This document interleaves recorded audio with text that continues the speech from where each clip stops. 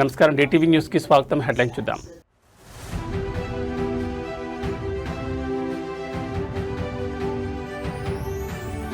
ఉద్యానవన పంటల్లో ఆంధ్రప్రదేశ్ సరికొత్త జాతీయ రికార్డ్. దేశంలోని నెంబర్ 1 రాష్ట్రంగా ఏపీ అగ్రస్థానం.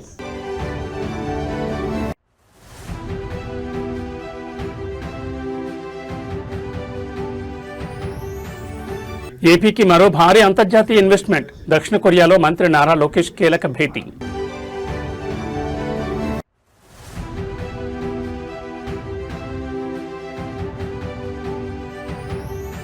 విపక్షాల ఫ్యూడల్ మైండ్ సెట్ పై సీఎం రేవంత్ రెడ్డి నిప్పులు. నాకు దుక్కి దున్నడం తెలుసు, విత్తనం వేయడం తెలుసంటూ వ్యాఖ్య.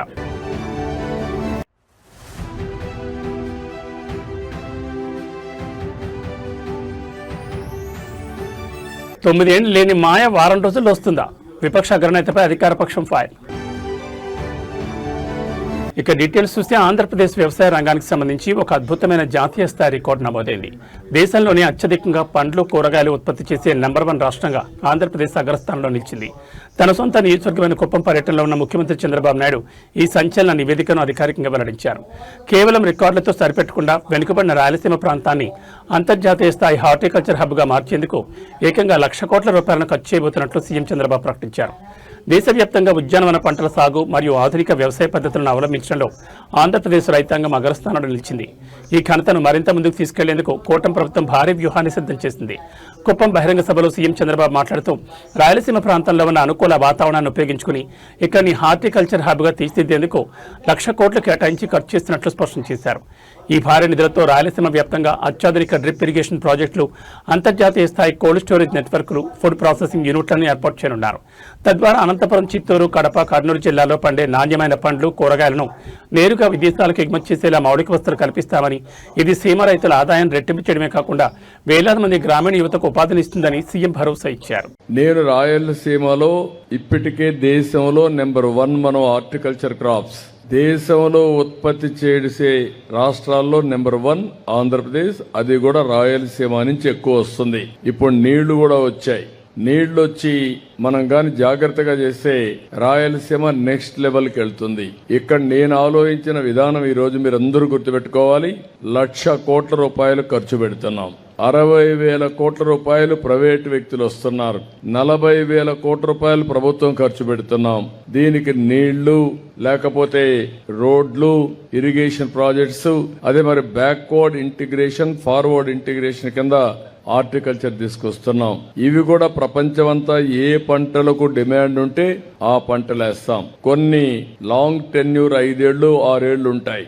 అలాంటివి 5 ఏళ్ల పైన ఉండే పంటలన్నీ ఉంటాయి. కొన్ని 1 సంవత్సరం బనానా, లేకుంటే పప్పాయి కూడా కొంచెం లాంగ్ టర్మ్ ఉంటుంది.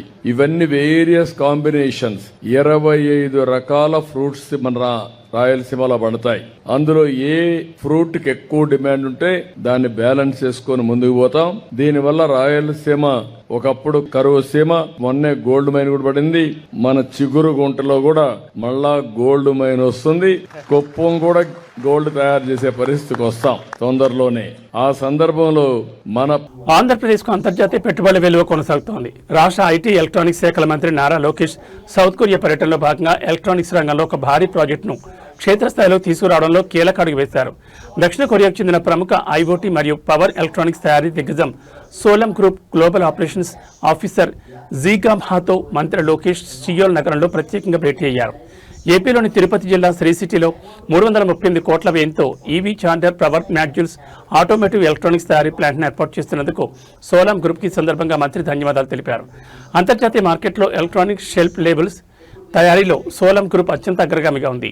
ఈ సంస్థ శ్రీ సిటీలో నిర్మించబోయే ప్లాంట్ ద్వారా ఈవీ చార్జర్, పవర్ మాడ్యూల్స్ తో పాటు అధునాతన ఆటోమోటివ్ ఎలక్ట్రానిక్స్ విభాగాలను ఉత్పత్తి చేయనుంది.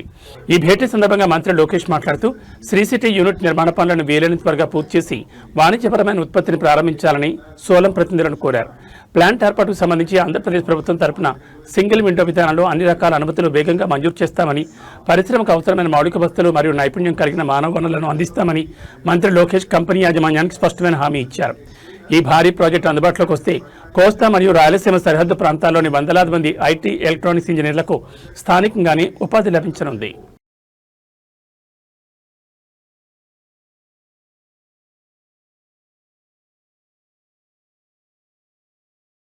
తెలంగాణ రాజకీయాల్లో ఇప్పుడు దొరతనం వర్సెస్ సామాన్యుడు అనే నినాదం కాస్త ఒక తీవ్రమైన పొలిటికల్ యుద్ధానికి దారితీస్తుంది. తనను టార్గెట్ చేస్తూ ప్రతిపక్షాలు చేస్తున్న విమర్శలకు ముఖ్యమంత్రి రేవంత్ రెడ్డి తన మార్క్ తెలంగాణ యాసలో అత్యంత సంచలనమైన భావోద్వేగభరితమైన సమాధానం ఇచ్చారు. గడియలు లేని వారికి, తాతలు దొరలు కాని వారికి పెత్తనం ఏం తెలుసని నన్ను అవహేళన చేస్తున్నారు.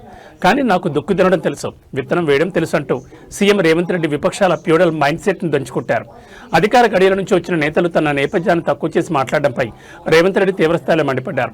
తాను దళితులు, గిరిజనులు, బలహీన వర్గాలు, మైనార్టీలు మరియు పేద ప్రజల మధ్యన వారి కష్టం చూసుకుంటూ పెరిగిన వాడిని, అందువల్ల తనకు క్షేత్రస్థాయి కష్టాలు, కన్నీళ్లు పూర్తిగా తెలుసునని స్పష్టం చేశారు. తట్ట పని, పార పని, పలుగు పనికి మాత్రమే పాలమూరు బిడ్డలు పనికొస్తారని, వారి రాష్ట్రాన్ని పాలించడానికి పనికిరారనే దురహంకారంతో కొందరు మాట్లాడుతున్నారని, అలాంటి వారి అహంకారాన్ని ప్రజాస్వామ్యబద్ధంగా బొందపెట్టాల్సిన సమయం ఆసన్నమైందని రేవంత్ పిలుపునిచ్చారు. తాతలు దొరలైతేనే పాలన వస్తుందనే రాచరికపు ఆలోచనలను తెలంగాణ ప్రజలు ఎప్పుడో తిరస్కరించారని, శ్రమజీవుల చెమట చుక్కల నుంచే నిజమైన పాలన పుడుతుందని ఆయన తేల్చి చెప్పారు. చాలా మంది ఏం చేస్తాడయ్యా, అచ్చంపేట అడవుల్లో నుంచి వచ్చిండు, ఆయన గతం అనుభవం లేదు, ఆయన ప్రభుత్వాన్ని నడపలేదు, వాళ్ళ తాత ముత్తాతలు దొరలు కాదు, వాళ్ళ గడీలు లేవు, ప్రజల మీద పెత్తనం చెలాయించేది ఆయనకు రాదు అని అవహేళన చేసిరు. నేను ఒక్క మాట చెప్పదలుచుకునే వేదిక మీద నుంచి, నేను పుట్టింది గ్రామంలో అన్ని కులాలు, అన్ని మతాలను, అన్ని సమస్యల్ని, ప్రతి పేదవాడి కష్టాన్ని చూసుకుంటూనే నేను పెరిగిన. వ్యవసాయం తెలుసు, దుక్కి దున్నడం తెలుసు, ఇత్తనం వేయడం తెలుసు, భూమికి విత్తనానికి ఉన్న బంధం ఏందో పేదవాడికి, పరిపాలన చేసేవాడికి ఉండవలసిన అవగాహన ఏదో అవగాహనతోని గ్రామీణ ప్రాంతంలో పెరిగిన. రాష్ట్రం అంటే, దేశం అంటే ఎక్కడో లేదు, గ్రామాల సమూహమే తెలంగాణ రాష్ట్రం. 12,000 పైచలకు గ్రామ పంచాయతీలు అంటేనే తెలంగాణ రాష్ట్రం. 6 లక్షల పైగా ఉండే ఈ మొత్తం ఈ దేశంలో అన్ని గ్రామాలు, చిన్న చిన్న పల్లెలు కలిస్తేనే ఈరోజు భారతదేశం. సమస్యలు ఎక్కడుంటాయి, సమస్యలు ఎక్కడ పరిష్కరించాలి, ఈ అవగాహన గడీలలో ఉన్న దొరలకు లేకపోవచ్చు. గ్రామంలో సమస్యలు పరిష్కారం అయితే మండలం పరిష్కారం అయినట్టే, మండలంలో సమస్యలు పరిష్కారం అయితే నియోజకవర్గంలో పరిష్కారం అయినట్టే, నియోజకవర్గాలలో పరిష్కారం అయితే జిల్లాలో పరిష్కారం అయినట్టే, జిల్లాల సమస్యలు పరిష్కారం అయితే రాష్ట్ర సమస్యలు పరిష్కారం అయినట్టే, అన్ని రాష్ట్రాలలో సమస్యలు పరిష్కారం అయితే దేశం అభివృద్ధి చెందినట్టే. ఇప్పుడు చెప్పండి మిత్రులారా, తెలంగాణ పొలిటికల్ స్క్రీన్ పైన ఇప్పుడు పదునైన మాటల యుద్ధం నడుస్తోంది. గత ప్రభుత్వ హయాంలో జరిగిన వైఫల్యాలను ఎండగడుతూ సోషల్ మీడియా వేదికగా విపక్ష నేతలపై నెటిజన్లు మరియు అధికార పార్టీ శ్రేణులు మణిపెన్నడూ లేని విధంగా విరుచుకుపడుతున్నారు. 9 ఏళ్ల అధికారంలో ఉన్నప్పుడు ఏమీ పీకలేదు, కానీ ఇప్పుడు కేవలం వారం రోజుల్లో ఏదో మాయ చేస్తారని కలలు చెప్తున్నారంటూ ప్రతిపక్ష నేత స్టాండ్ను నెటిజన్లు దంచుకొడుతున్నారు. తెలంగాణలో సుదీర్ఘకాలం పాటు అధికారంలో ఉండి ప్రజల ప్రధాన సమస్యలను, నిరుద్యోగాన్ని గాలి కుదిరేసిన కొందరు నేతలు ఇప్పుడు అధికారంలోకి రాగానే వారం రోజుల్లోనే అద్భుతాలు సృష్టిస్తామంటూ చెప్తున్న మాటలపై ప్రజల నుంచి తీవ్ర వ్యతిరేకత వ్యక్తమవుతోంది. క్షేత్రస్థాయిలో వాస్తవాలు మాట్లాడకుండా కేవలం మీడియా ముందు బిల్డప్లు ఇస్తున్నారంటూ విపక్ష అగ్రనేతలను టార్గెట్ చేస్తూ పోస్టులు పెడుతున్నారు. జోకర్ అని నిన్ను అందుకే అంటారు, డ్రామారావు అంటూ నెటిజన్లు పెడుతున్న కామెంట్లు ప్రస్తుతం రాజకీయ వర్గాల్లో హాట్ టాపిక్గా మారాయి. గతంలో ఇచ్చిన హామీలను నెరవేర్చకుండా ఇప్పుడు కొత్తగా డ్రామాలు ఆడితే నమ్మడానికి ప్రజలు సిద్ధంగా లేరని అధికార పక్షం బలంగా కౌంటర్ ఇస్తోంది. ట్విట్టర్, ఫేస్బుక్ వేదికగా పాత వీడియోలను క్లిప్స్ తీసి మరీ విపక్షాల వైఫల్యాలను నెటిజన్లు ఎండగడుతున్నారు. అధికారంలో ఉన్నప్పుడు పనులు చేయకుండా ప్రతిపక్షంలోకి రాగానే వారంలో మాయలు చేస్తామనే నేతలకు ప్రజలు సోషల్ మీడియా వేదికగా సరైన సమాధానం ఇస్తున్నారు. మరి ఈ డ్రామారావు ట్రోల్స్ పై విపక్ష శ్రేణుల నుంచి ఎలాంటి రివర్స్ అటాక్ వస్తుందో చూడాలి. నిజంగా ఈ ప్రభుత్వానికి చేత కాకపోతే, ఈ ప్రభుత్వానికి నిజంగానే వ్యవసాయాన్ని బాగా చేసే వాళ్ళకు ఆలోచన గాని ఉద్దేశం గాని లేకపోతే ఒక వారం రోజులు కేసీఆర్ గారికి అప్పచెప్పండి. కన్నెపల్లి దగ్గర నుంచి వాళ్ళ నీళ్లు పంపులు ఆన్ చేసి మొత్తం వారం రోజుల లోపలనే అన్ని జలాశయాలు నింపి రాష్ట్రంలోని మరి గోదావరి మీద ఆధారపడ్డ, గోదావరి పరివాహక ప్రాంతం మీద ఆధారపడ్డ, గోదావరి మీద ఆధారపడ్డ ప్రతి ఎకరం పంట పొలానికి నీళ్లిచ్చే బాధ్యత మాది. భారత విదేశాంగ వ్యూహాల్లో సరికొత్త అధ్యాయానికి తెరలేచింది. ప్రధానమంత్రి నరేంద్ర మోడీ అత్యంత ప్రతిష్టాత్మకమైన 3 దేశాల గ్లోబల్ పర్యటనను ఈ రోజు ప్రారంభించారు. ఈ పర్యటనలో భాగంగా ప్రధాని మోడీ నేడు ఇండోనేషియాకు బయలుదేరి వెళ్లారు. జూలై 6వ తేదీ అయిన నేటి నుండి జూలై 11వ తేదీ వరకు మొత్తం 3 దేశాల్లో ప్రధాని మోడీ పర్యటించనున్నారు. ప్రధాని నరేంద్ర మోడీ నేటి నుంచి జూలై 11 వరకు జరగబోయే ఈ 6 రోజుల విదేశీ పర్యటన భౌగోళిక రాజకీయ ప్రాధాన్యతను సంతరించుకుంది. పర్యటనలో మొదటి రోజైన ఈ రోజు ఇండోనేషియా చేరుకోనున్న పీఎం ఆ దేశ అత్యున్నత నేతలతో పలు కీలక రంగాలపై చర్చలు జరపనున్నారు. ఇండోనేషియా పర్యటన ముగిసిన అనంతరం ప్రధాని మోడీ ఆస్ట్రేలియా మరియు న్యూజిలాండ్ దేశాల్లో పర్యటించనున్నారు. ముఖ్యంగా క్వాడ్ కూటమి దేశమైన ఆస్ట్రేలియాతో రక్షణ మరియు సాంకేతిక రంగాల్లో భాగస్వామ్యాన్ని పటిష్టం చేసుకోవడంతో పాటు న్యూజిలాండ్తో వాణిజ్యపరమైన సంబంధాలను పెంచుకోవడమే లక్ష్యంగా ఈ పర్యటన సాగనుంది. ఈ 3 దేశాల పర్యటనలో పలు చారిత్రాత్మక ఒప్పందాలపై భారత్ సంతకాలు చేయబోతున్నట్లు విదేశాంగ శాఖ వర్గాలు వెల్లడించాయి. ఇండో పసిఫిక్ ప్రాంతంలో చైనా వ్యూహాలను తిప్పికొట్టేలా ఇటు ఇండోనేషియా, ఆస్ట్రేలియా, న్యూజిలాండ్ దేశాలతో భారత్ జరపబోయే ఈ దౌత్యపరమైన చర్చలు ఇప్పుడు ప్రపంచవ్యాప్తంగా ఆసక్తిని రేకెత్తిస్తున్నాయి. తిరుమల శ్రీ వెంకటేశ్వర స్వామి వారి అనంతకోటి భక్త సామ్రాజ్యంలో ఒక అద్భుతమైన సంఘటన చోటు చేసుకుంది. వయసు కేవలం అంకె మాత్రమేనని, స్వామివారిపై ఉన్న అచంచలమైన భక్తి ముందు ఎంతటి శారీరక శ్రమైనా తలవంచాల్సిందేనని నిరూపించారు 116 సంవత్సరాల వృద్ధ భక్తురాలు నవనీతమ్మ.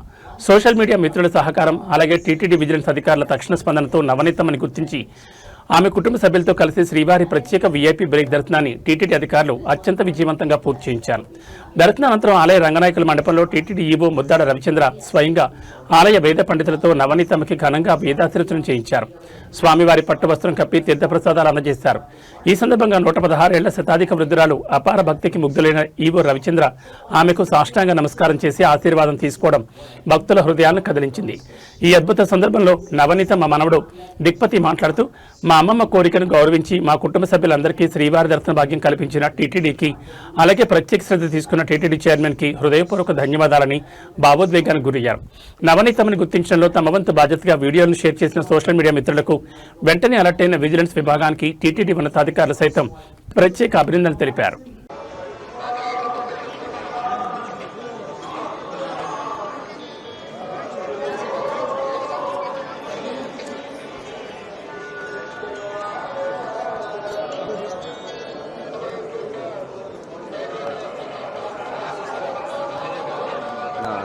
కెమెరాలో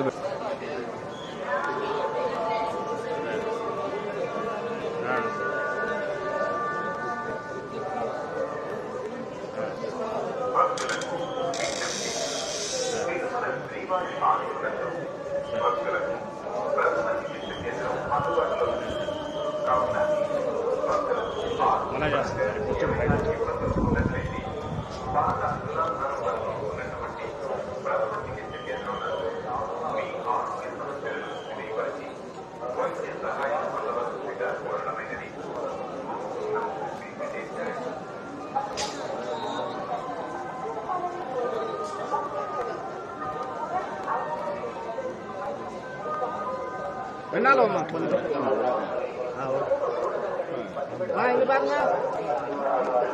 నమస్కారం నమస్కారం నమస్కారం పిల్లలు బాగా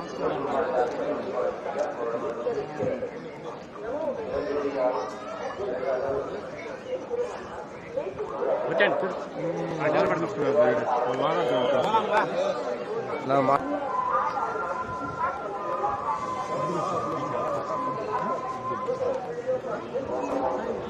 నమస్కారం పెన్ను లారీ వస్తాను. నమస్కారం పెన్ను నోరాటి.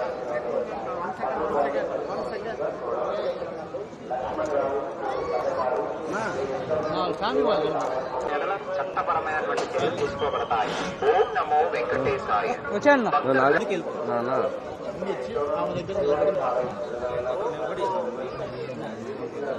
రమ్మని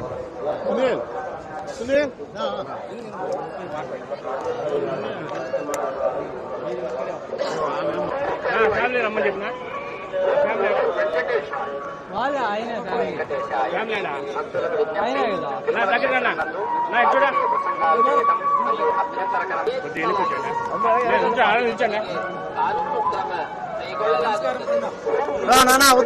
కడప జిల్లా పులివెందులలో ఒక్కసారిగా గుండెల్ని పిండేసే పాఠశాల బస్సు ప్రమాద దృశ్యం వెలుగులోకి వచ్చింది.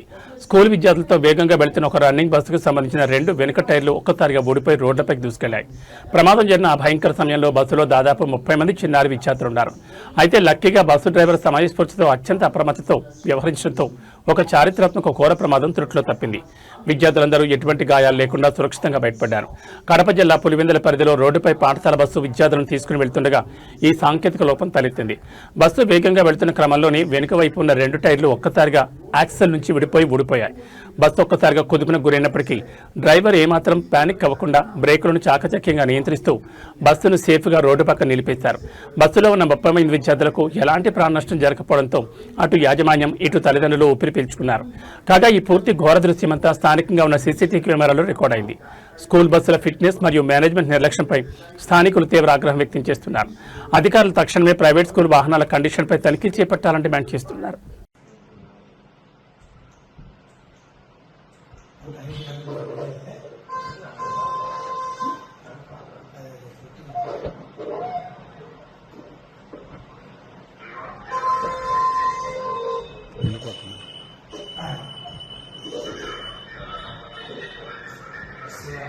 Hyderabad Nampally criminal court complex పరిసరాల్లో అర్ధరాత్రి ఒక్కసారిగా భారీ అగ్ని ప్రమాదం సంభవించింది. కోర్టు విచారణలు ముగిసి సిబ్బంది అంతా వెళ్లిపోయిన తర్వాత మధ్యరాత్రి సమయంలో కాంప్లెక్స్లోని ఒక సెక్షన్ నుండి అకస్మాత్తుగా మంటలు ఎగిసిపడ్డాయి. క్షణాల వ్యవధిలోని ఈ మంటలు పక్కనే ఉన్న గదులకు కూడా వ్యాపించడంతో కోర్టు సెక్యూరిటీ సిబ్బంది తీవ్ర ఆందోళనకు గురయ్యారు. ప్రాథమిక సమాచారం ప్రకారం విద్యుత్ వైరింగ్లో ఏర్పడిన షార్ట్ సర్క్యూట్ వల్లే ఈ అగ్ని ప్రమాదం సంభవించినట్లు అధికారులు భావిస్తున్నారు. అర్ధరాత్రి వేళ కావడంతో కోర్టులో ఎవరూ లేకపోవడం వల్ల ఒక పెద్ద ప్రాణ నష్టం తప్పిందని తెలుస్తోంది. నాంపల్లి క్రిమినల్ కోర్టులో మంటలు చెలరేగిన విషయాన్ని గమనించిన వెంటనే స్థానిక పోలీసులు మరియు ఫైర్ కంట్రోల్ రూమ్ కు సమాచారం అందించారు. సమాచారం అందిన వెంటనే స్పాట్ కు చేరుకున్న అగ్నిమాపక సిబ్బంది ఫైర్ టెండర్లతో మంటలను అదుపులోకి తెచ్చేందుకు తీవ్రంగా శ్రమించారు. దాదాపు గంటకు పైగా పోరాడి మంటలను పూర్తిగా అదుపులోకి తీసుకొచ్చారు. ఈ ప్రమాదంలో ఎలాంటి ప్రాణ నష్టం జరగకపోవడంతో అందరూ ఊపిరి పీల్చుకున్నారు.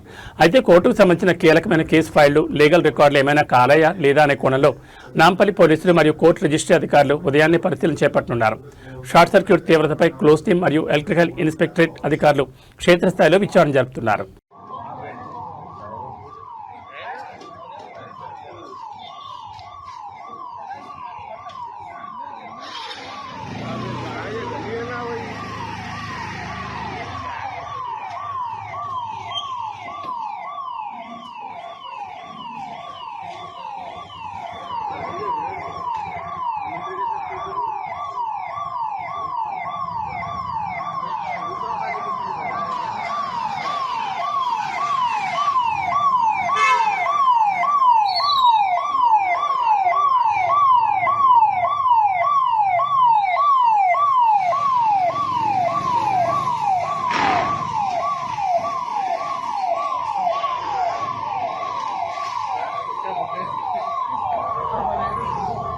తెలంగాణలోని ప్రభుత్వ హాస్టళ్లలో విద్యార్థుల పరిస్థితి ఎంత దారుణంగా ఉందో చెప్పడానికి చెన్నూరు ఘటన ఒక నిదర్శనం. చెన్నూరు ప్రభుత్వ మైనార్టీ రెసిడెన్షియల్ పాఠశాలలో అమాయక విద్యార్థులకు కారంతో అన్నం పెట్టిన ఉదంతం తీవ్ర కలకలం రేపింది. అయితే ఈ ఘోర వైఫల్యంపై యాక్షన్ తీసుకోవాల్సిన రాష్ట్ర మంత్రి వివేక్ వెంకటస్వామి రివర్స్లో స్థానిక సీఐకి ఫోన్ చేసి తీవ్రస్థాయిలో వార్నింగ్ ఇవ్వడం ఇప్పుడు పెను సంచలనంగా మారింది. హాస్టల్ లోపలికి వెళ్లి ఫోటోలు తీసిన వారిపై చర్యలు తీసుకోవాలంటూ మంత్రి వివేక్ హుకుం జారీ చేశారు. చెన్నూరు ప్రభుత్వ మైనార్టీ రెసిడెన్షియల్ పాఠశాలలో విద్యార్థులకు నాణ్యమైన భోజనం అందించకుండా కేవలం కారంతో అన్నం పెట్టడంతో స్థానిక బీఆర్ఎస్ నేతలు హాస్టల్ సందర్శించారు. క్షేత్రస్థాయిలో ఉన్న దారుణ పరిస్థితిని ఫోటోలు, వీడియోలు తీసి సోషల్ మీడియా ద్వారా ప్రజల ముందుకు తెచ్చారు. ఈ విషయం తెలుసుకున్న మంత్రి వివేక్ వెంకటస్వామి అధికారులపై చర్యలు తీసుకోవాల్సింది పోయి సీఐకి ఫోన్ చేసి విరుచుకుపడ్డారు. హాస్టల్ లోపలికి వెళ్లి ఎలా ఫోటోలు తీస్తారు, వారి మీద వెంటనే చర్యలు తీసుకోండి అంటూ మంత్రి వివేక్ పోలీసులకు ఆర్డర్ వేశారు. పిల్లలకు కారంతో అన్నపెట్టిన మెస్ సిబ్బందిపై, వార్డెన్పై ఎలాంటి కఠిన చర్యలు తీసుకోకుండా హాస్టల్లోని సమస్యలను, లోపాలను ఎత్తి చూపిన వారిని టార్గెట్ చేయడం ఏంటంటూ స్థానికులు, విద్యార్థుల తల్లిదండ్రులు మండిపడుతున్నారు. ప్రభుత్వ లోపాలను కప్పిపుచ్చుకోవడానికే కాంగ్రెస్ మంత్రి పోలీసులను అడ్డం పెట్టుకుని ఈగో పాలిటిక్స్ చేస్తున్నారంటూ బీఆర్ఎస్ శ్రేణులు ధ్వజమెత్తుతున్నాయి. జాగ్రత్తగా ఉండు Mancherial. I'm not happy if this kind of things happen. ఎట్లా పోతారా హాస్టల్లో ఎవరైనా ఇల్లీగల్ గా? అది కరెక్టా? ఎవరు పోనిచ్చినారో కరెక్ట్ గా ఇన్వెస్టిగేట్ చేయండి. ఎందుకంటే హాస్టల్లో ఎవరు పోలేరు. నిజంగా ఈ రోజు కూడా టాలీవుడ్ స్టేజ్ ఆక్యుపై చేయడంలో యాంకర్ సుమ తర్వాతే ఎవరైనా. అయితే ఆమె వేసే సెటైర్లను అంతే స్పీడ్ గా తిప్పికొట్టే కొద్దిమంది నటుల్లో బ్రహ్మాజీ ఒకరు. తాజాగా తిరుపతిలో జరిగిన Lenin cinema pre release event లో వీళ్ళిద్దరి మధ్య జరిగిన ఒక క్రేజీ ఫన్నీ ఇన్సిడెంట్ ఇప్పుడు ఇండస్ట్రీలో హాట్ టాపిక్ గా మారింది. స్టేజ్ పైన సుమ తనపై వేసిన సెటైర్ కు బ్రహ్మాజీ ఏకంగా Prabhas popular meme dialogue "come to my room" అని వార్నింగ్ ఇవ్వడంతో సుమ ఒక్క క్షణం గూస్ బంప్స్ వచ్చి షాక్ అయిపోయారు. ఆ తర్వాత అది కేవలం సరదాకే అని తెలియడంతో ఈవెంట్ లో ఉన్న వారంతా నవ్వు ఆపుకోలేకపోయారు. Lenin cinema pre release event లో భాగంగా బ్రహ్మాజీ స్టేజ్ పైకి వచ్చి మాట్లాడారు. ఈ చిత్రంలో తాను చేసిన క్యారెక్టర్ గురించి చెప్తూ సినిమాలో తాను ఒక కాలు కుంటుకుంటూ నటించానని, ఆ వాకింగ్ స్టైల్ ఎలా ఉంటుందో స్టేజ్ పై ప్రాక్టికల్ చేసి చూపించారు. దీనిపై యాంకర్ సుమ ఎప్పట్లాగే తనదైన స్టైల్లో ఒక కౌంటర్ సెటర్ వేశారు. సుమ పంచుకు అస్సలు తగ్గిన బ్రహ్మాజీ వెంటనే మైక్ అందుకుని సోషల్ మీడియాను షేక్ చేస్తున్న Prabhas famous meme dialogue come to my room అంటూ సీరియస్ లుక్ తో ఫన్నీ వార్నింగ్ ఇచ్చారు. ఆ డైలాగ్ వినగానే సుమ ఒక్క క్షణం అవాక్కై ఆ తర్వాత అసలు విషయం అర్థమై తెగ నవ్వేసింది. ఈ ఇద్దరు సీనియారిటీ సెలబ్రిటీలు కామెడీ టైమింగ్ లెనిన్ ఈవెంట్ కు స్పెషల్ అట్రాక్షన్ గా నిలిచింది. సార్ ప్లీజ్ ఈ సినిమాలో ఇక మీ క్యారెక్టర్ గురించి చెప్పండి. ఇంకేం చెప్తాను అంటే మీరు అఖిల్ తమ్ముడుగా యాక్ట్ చేశారా? అఖిల్కి ఆపోజిట్గా పనిచేశారు. అఖిల్ ఆపోజిట్ టీంలో ఉన్నారు మీరు. యా. ఓ ఓకే. క్యారెక్టర్ నేమ్ ఏమైనా రివీల్ చేయొచ్చా? చెప్పండి అయితే. ఇప్పుడు అన్నీ చెప్పేస్తే ఎలాగా? సరే, కుంటి దామోదరం. కుంటి దామోదరం. Wow, beautiful. మీరు నటించాల్సిన అవసరం లేదు, జీవిస్తున్నారు. ఏయ్, yeah, come to my room. అన్నయ్య. అది కమ్ టు మై, అది గుర్తొచ్చిందా మీకు? ఓకే, మాట్లాడండి. అందరికీ నమస్కారం అండి. బంగారం, వెండి కొనుగోలు చేయాలనుకునే వారికి ఇవాళ ఒక శుభవార్త. గత కొన్ని రోజులుగా ఆకాశమే హద్దుగా దూసుకుపోతున్న పసిడి ధరలకు బ్రేక్ పడింది. హైదరాబాద్ బులియన్ మార్కెట్లో ఇవాళ బంగారం మరియు వెండి ధరలు నష్టాలతో ట్రేడ్ అవుతూ సామాన్యులకు కాస్త ఊరటనిచ్చాయి. ప్రధానంగా పెళ్లిళ్ల సీజన్ నడుస్తున్న ఈ తరుణంలో 24 క్యారెట్ల స్వచ్ఛమైన బంగారంతో పాటు 22 క్యారెట్ల ఆర్నమెంట్ గోల్డ్ ధరలు కూడా తగ్గుముఖం పట్టాయి. వీటన్నిటికీ మించి వెండి ధర ఏకంగా 10,000 రూపాయలు కుప్పకూలింది. హైదరాబాద్ బులియన్ మార్కెట్లో ఇవాళ 24 క్యారెట్లకు సంబంధించిన 10 గ్రాముల మేలిమి బంగారం ధర 110 రూపాయలు తగ్గి ప్రస్తుతం 1,46,620 వద్ద కొనసాగుతోంది. అలాగే సాధారణంగా మహిళలు ఎక్కువగా కొనుగోలు చేసే 22 క్యారెట్ల 10 గ్రాముల ఆభరణాల బంగారం ధర 100 రూపాయలు పత్రమై 1,34,400 పలుకుతోంది. మరోవైపు వెండి కొనుగోలుదారులకు ఇవాళ పెద్ద పండగ లాంటి వార్త అని చెప్పాలి. కేజీ వెండి ధరపై ఏకంగా 10,000 మేర భారీ పత్రమే నమోదై ప్రస్తుతం 2,50,000 వద్ద మార్కెట్లో ట్రేడ్ అవుతోంది. అయితే తెలుగు రాష్ట్రాల్లోని వివిధ ప్రధాన నగరాలైన విజయవాడ, విశాఖపట్నం, వరంగల్లో స్థానిక మార్కెట్ డిమాండ్ బట్టి ఈ రేట్లలో స్వల్ప తేడాలుండొచ్చని నిపుణులు చెప్తున్నారు. తెలంగాణ వ్యవసాయ రంగానికి అత్యంత కీలకమైన వానాకాలం సాగుపై ఎలనినో ముప్పు స్పష్టంగా కనిపిస్తోంది. మన పెద్దలు ఆరుద్ర కరుణిస్తే దారిద్ర్యం ఉండదని, ఆరుద్ర కురిస్తే 6 కార్తెలు కురుస్తాయని ఎంతో నమ్మకంగా సామెతలు చెప్పుకునేవారు. కానీ ఈ ఏడాది ఆరుద్ర కార్తె అన్నదాతలను పూర్తిగా నిరాశపరిచింది. పసిఫిక్ మహాసముద్రంలో ఏర్పడిన ఎల్నినో ప్రభావం వల్ల ఋతుపవనాలు ముఖం చాటేయడంతో రాష్ట్ర వ్యాప్తంగా ఖరీఫ్ సాగు పనులు తీవ్రంగా నెమ్మదించాయి. నేటితో ఆరుద్ర కార్తె ముగిసిపోతున్నా ఆశించిన స్థాయిలో వరుణుడు ఖరించలేదు. గత ఏడాదితో పోలిస్తే వరి సాగు విస్తీర్ణం ఏకంగా 1,00,000 ఎకరాల్లో పడిపోయింది. అధికారిక గణాంకాల ప్రకారం తెలంగాణలో ఖరీఫ్ సాగు విస్తీర్ణం దారుణంగా పడిపోయింది. గత ఏడాది జూలై 4వ తేదీ నాటికి రాష్ట్ర వ్యాప్తంగా 5,01,000 ఎకరాల్లో వరి సాగు పనులు జరగగా ఈ ఏడాది ఎల్నినో సృష్టించిన వర్షాభావం కారణంగా అది కేవలం 1,93,000 ఎకరాలకే పరిమితమైంది.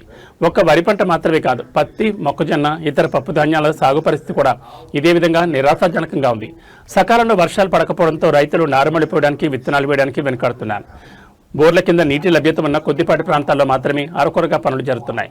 ఇకనైనా వరుడు కరడించి రాబోయే కార్తెల్లోనైనా భారీ వర్షాలు కురిస్తేనే సాగు విస్తీర్ణం పెరిగే అవకాశం ఉందని వ్యవసాయ నిపుణులు విశ్లేషిస్తున్నారు.